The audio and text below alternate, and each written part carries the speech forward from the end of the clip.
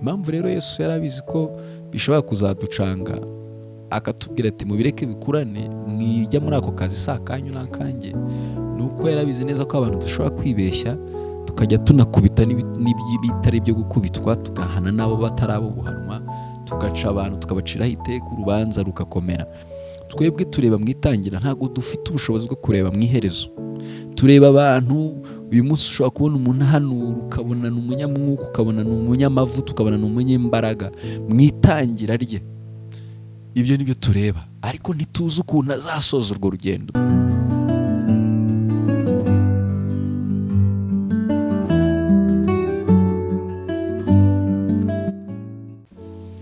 Nongeye kubasuhuza mwe mudukurikira kuri FM muri hirya no hino, ni Elisa nanone ugarutse. Uyu munsi nifuje ko twongera tukaganira ku ijambo ry'Imana. Ubushize hari ijambo twaganiriye, birumvikana uyu munsi nifuje ko tuganira ku gitabo cya Matayo, ubutumwa bwiza uko bwanditswe na Matayo. Ni umugani Yesu yaciye ibice 13 umurongo wa 24, ni umugani w'urukungu mu masaka. Reka dusome. Nuko abacira undi mugani aravuga ati, ubwami bwo mu ijuru bugereranywa n'umuntu wabibye imbuto nziza mu murima we. Nuko abantu basinziriye, umwanzi araza abiba urukungu mu masaka, aragenda. Nuko amaze kumera no kwera, urukungu narwo ruraboneka. 27, abagaragu be baraza babaza umutware bati, mutware, abibye imbuto nziza mu murima wawe, none urukungu rurimo rwavuye he? Ati, umwanzi ni we wagize atyo. Abagaragu be baramubaza bati, noneho urashaka ko tugenda tukarurandura? Nawe ati, oya, ahari nimurandura urukungu murarandurana n'amasaka.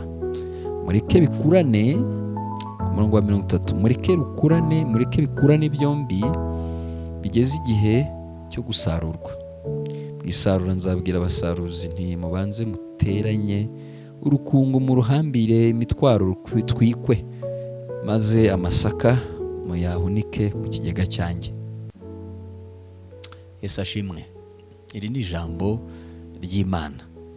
Ni umugani Yesu yaciriye abantu, ababwira iby'umuntu wabibye imbuto nziza mu murima, ariko abantu basinziriye, umwanzi araza abiba urukungu mu masaka. Igihe rero cyo kumera kw'amasaka, urukungu ruragaragara. Iri jambo ni ijambo ryiza, ni ijambo rihabitsemo. Yesu yavugiraga mu migani, abantu ntibabashe gutora neza icyo ashaka kuvuga. Uyu muhinzi, uyu muntu yavugaga ni Kristo wivugaga. Kubiba imbuto, ijambo abantu bumva, ijambo twumva, ubutumwa bwiza butambuka ari we Kristo, ariyo mbuto. Abantu b'Imana bakava aho ngaho, abantu bagakizwa bagahinduka bagakurikira Kristo kubw'ijambo bumvisha, ariyo mbuto nziza ivugwa muri Bibiliya. Igihe kiragera abantu ngo barasinzira, nkuko ni ibisanzwe. Iyo abantu basinziriye, iyo abantu barangaye, Satani ngo araza, umwanzi ari we Satani araza ngo ababibamo urukungu, abiba mu masaka. Amasaka ariyo asobanura abantu bumvisha ijambo ry'Imana, bagakurikira Kristo, abantu bakijijwe, abantu bo mu rusengero baterana, abantu b'Imana, ngo abibamo urukungu. Nahoze ndimo ndaganira n'umuntu kare, urukungu, mubaza iby'urukungu, kandi koko nk'uko uyu mugani yawuciye Yesu, urukungu biragoye kuruhuza, kurutandukanya n'amasaka. Kandi nanone urukungu iyo rutinze mu masaka rwica amasaka. Iyo yasaruye hakazamo urukungu, byanga byakunda, amasaka arapfa. Ariko ndavuga ku rukungu ruri kuvugwa hano Yesu yavugaga. Urukungu ni ikintu icyo ari cyo cyose kibi kiza gusenya umurimo. Satani ashobora gukoresha abantu akaba urukungu, Satani ashobora guca mu nzira izo arizo zose, ariko urukungu nyine rukaza muri fomu iyo ari yo yose. Icyiza cyose kigira ngo kivane abantu b'Imana mu murongo, icyiza cyose kigira ngo kibangamira umwana w'ubugingo, icyiza cyose kigira ngo kiyobye abantu inzira batangiye y'agakiza. Icyo cyose ni urukungu. Kandi kiza igihe cyose abantu barangaye, abantu ngo bari basinziriye, ngo umwanzi nibwo yaje ngo abibe urukungu. Kandi amasaka, nongera nkavuga aka kantu, ntabwo byoroshye gutandukanya amasaka n'urukungu kuko biba bisa. Urukungu rukunda kugaragara cyane mu kwera kw'amasaka, kuko uramutse uje gutya ntushishoze biragoye. Rero reka nigarukire ku kibazo bamubajije. Baramubajije ati umwanzi niwe wagize atyo. Abagaragu be baramubaza bati noneho urashaka ko tugenda tukarurandura? Nawe ati oya, ahari ni mururandura urukungu murarurandurana n'amasaka. Abagaragu baramubajije bati twagiye se tukarurandura? Arabwira ati oya, ahari ni murarurandurana n'amasaka. Yesu yarabizi neza ko bizatugora kumenya urukungu n'amasaka ya nyayo. Niyo mpamvu yavuze ati mubireke. Yesu yarabizi neza ko bigoranye kumenya umwana wo kurimbuka n'umwana w'ubugingo. Niyo mpamvu yavuze nti mubireke bikurane, si ibyanyu, ntabwo nshaka ko mubikora. Iyo ashaka kuba yarabigize ibyacu yari bubwira abagaragu ati noneho mbahaye oda, mugende murandure urukungu muvane mu masaka. Ariko kuko yari abizi neza ko ushobora kururandura, aba bana b'abantu bashobora kururandura rukarandukana n'amasaka, yarababwiye ati oya mubireke bikurane, mushobora kururandura mukangiza amasaka biri kumwe kandi birumvikana. Yesu yari abizi neza ko bigoye kuri twebwe ku bana b'abantu guca imanza. Niyo mpamvu yavuze ati guca imanza si ibyanyu, mubindekere. Yesu yari abizi neza ko bigoye. Hari amatorero atandukanye basa nk'abaca abantu bakavuga bati turaguciye wowe, kandi nyine birumvikana bitewe n'amahame barashyizeho bakaguca.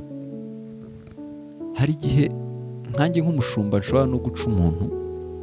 Nabizi ko hari igihe amatorero atandukanye, hari igihe baguca rwose, baba bati yanyweye inzoga turamuciye ntazongere gukandagira mu bacu atazabanduza. Impamvu rero Yesu yari abizi ko bishobora kuzaducanga, akatubwira ati mubireke bikurane, mwijya muri ako kazi si akanyu n'akanjye, ni uko yari abizi neza ko abantu dushobora kwibeshya tukajya tunakubita n'ibitari byo gukubitwa, tugahana n'abo batari abo guhanwa, tugaca abantu tukabaciraho iteka, urubanza rugakomera. Kuko aha ni aragatabo nasomye nsanga ko n'indaya, like umuntu ubona nyine utigeze ukekera iby'agakiza, utigeze ukeka ko yahinduka, ukajya kubona umuntu wari indaya wamuciyeho. Niyo mpamvu gutunga agatoki nyine, niyo mpamvu Yesu ashaka ko wowe witindaho cyane kurusha abandi, kuko abandi ntuzi umugambi Imana ibafiteho. Wowe wita indaya ntuzi umugambi Imana imufiteho. Wowe wita igisambo, umujura, ntuzi umugambi Imana imufiteho. Kumutunga agatoki ni ikosa rero, si ibyawe, ni ibya Kristo ibyo ngibyo. Kuko ushobora gusanga uwo nguwo hari umugambi Imana imufiteho, cyane ko twebwe tureba ibintu byose tureba mu itangira. Twebwe tureba mu itangira, ntabwo dufite ubushobozi bwo kureba mu iherezo. Tureba abantu, uyu munsi ushobora kubona umuntu hano ukabona ni umunyamwuka, ukabona ni umunyamavuta, ukabona ni umunyembaraga mu itangira rye. Ibyo nibyo tureba, ariko ntituzi ukuntu azasoza urwo rugendo. Dushobora kubona ari umuhanzi mwiza uyu munsi afite imbaraga, ariko ntago tuzi aho ni mu itangira twese tubasha kureba aho amaso yacu agarukira. Ariko mu iherezo rye ushobora gusanga ari kubikora, ariko iherezo rizaba ribi. Niyo mpamvu Pawulo yakunze kugira inama abantu bose, yabwiraga ubutumwa bwiza ngo mwite ku iherezo ryanyu. Itangira rishobora kuba ryiza, ariko iherezo rikaba ribi. Bishatse kuvuga ngo iherezo niryo rimataringa, iherezo niryo rifite icyo rivuze, iherezo niryo rifite imbaraga kurusha cyane itangira. Ushobora gutangira n'imbaraga, ariko iminsi, igihe n'ibindi, n'umubiri n'isi na Satani ibikugerageza byose bikagenda bigukamura ukazagera ku iherezo. Ujye usengera iherezo. Niyo mpamvu abaririmbyi baririmbye ngo kugira ifeza n'izahabu nabyo ni byiza kuri twe, amafaranga n'ibindi ni byiza kuri twe, ariko hari icyo ngusaba, uzandindira ubugingo kugeza ku iherezo rye. Ntabwo nibuka neza, ariko ni nko gusaba iherezo ryiza. Uzampe kugira iherezo ryiza, icyifuzo gikomeye, iherezo ryiza. Niyo mpamvu rero Yesu yakomeje kubwira aba bagaragu, oya mwijya kurandura ibi bintu byo kuvuga ngo ubuse wowe uzi umuntu ukirijwe ushobora rega kuba ibyo ubona ari ukwibeshya. Yesu atari ko abona uwo muntu. Ushobora kubona umuririmbyi uri kureba, umuvugabutumwa uri kureba, ari amaso nyine n'ibihe ni mu itangira ryiwe, ariko utazi uko azasoza. Niyo mpamvu rero umwana w'ubugingo ni Yesu umuzi. Ikindi niyo mpamvu yababuzaga mwijya kurandura. Murarandura iki? Oya, mushobora kujya kurandura ngo muri gukubita, ngo muri guca, ngo ni urukungu, ngo bavuga ngo ariko ngo uyu muntu turirimbana ngo mwabyize icyo mukora, uyu muntu dusengana mwagize icyo mukora, mwamuvanye ko mbona ari urukungu.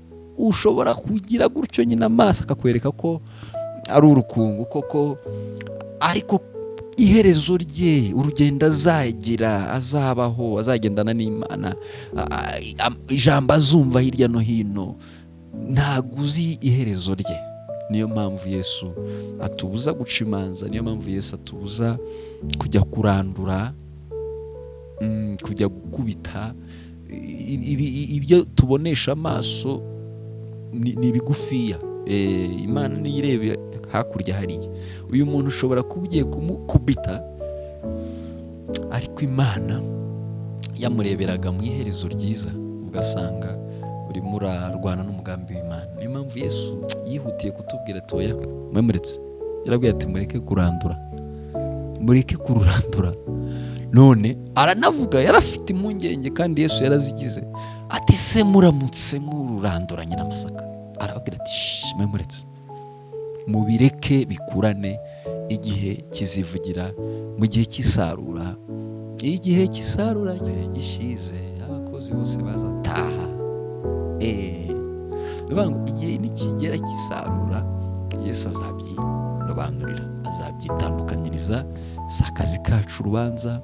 Nagira ngo mbabwire ngo akazi ko guca imanza, akazi ko kuritura abantu, kandi nawe ukiri kurwana muri uru rugendo rujya mu ijuru, guca imanza turiya turuko ameze, dore uko areba ibisomo bacu, idini rikakutwara ukaba umunyedini, ukaba ukirirwa wikoreye abantu. Hari n'abantu nabonye bigisha barakaye, ati nimudakora gutya nimuzajya mu ijuru, kandi nawe ubwo ararikeneye, ukabona afite niba ari ifu, ubwo sinzi uko nabyita, ukabona amarira. Reka da as long as ngo tugifite, tukiri mu isi, turacyambaye umwenda wo kurwana, turacyari ku rugamba. Ntihakagira umuntu n'umwe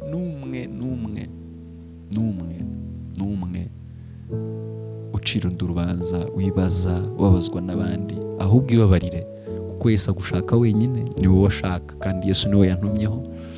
Yiteho, Yesu aragushaka. Komeza ushaka uburyo ukura, komeza ushaka uburyo ugenda muri iyi nzira, wumva ijambo ry'Imana, ngo ni umutsima utera imbaraga muri urugendo. N'uyu mugani rero nagira ngo tuganireho, urukungu n'amasaka. Amasaka ni wa mukristo, urukungu ni cya kibi cyose Satani ashaka azana kugira ngo kirimbure, gikubite umuntu w'Imana. Ariko mukomere, kandi Imana iri kumwe nawe.